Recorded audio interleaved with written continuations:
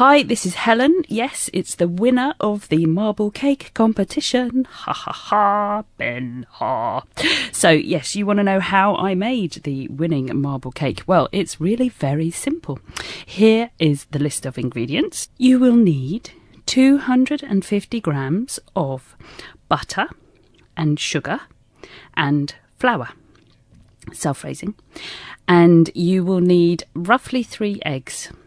Because if you weigh your eggs, you'll find that 3 of them, or the 3 eggs that we use, tend to be around 250 grams. So what you've got is you've got the equal amount of butter, sugar, flour and eggs, and then you add everything else to it.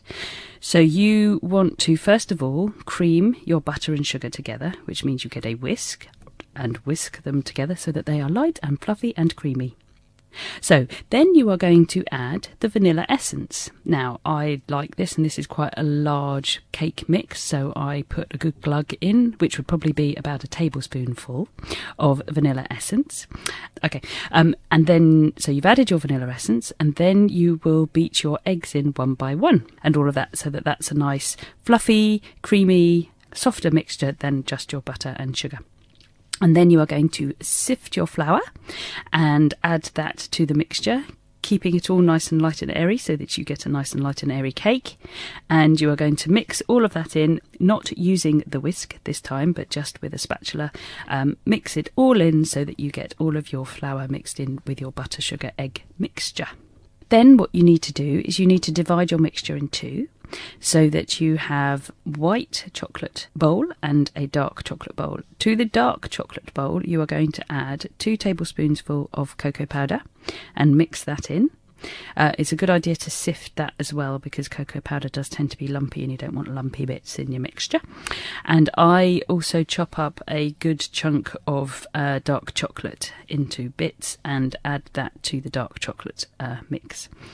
To the white chocolate mix, it's just going to be the vanilla batter that you've made, and then I add white chocolate bits to that. Then you need to get your cake tin that you are going to cook your marble cake in, and I have a silicone tray, so it's pretty easy to pop the cake out afterwards. So you're going to lightly grease that.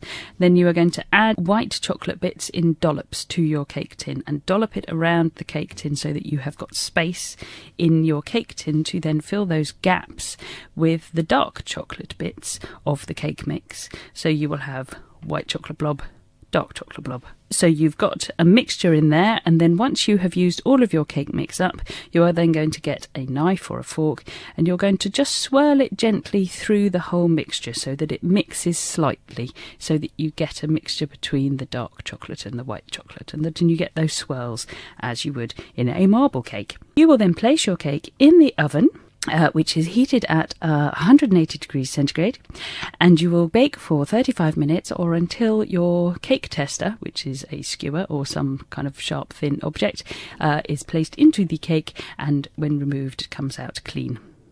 Make sure you pop it around different bits of the cake so that you can see that it comes out clean, and then it's done. So then leave it for a couple of minutes in the tin to cool down, and then you want to turn it out on your cooling tray, and then you would like to serve it nicely to people that you love so that they can enjoy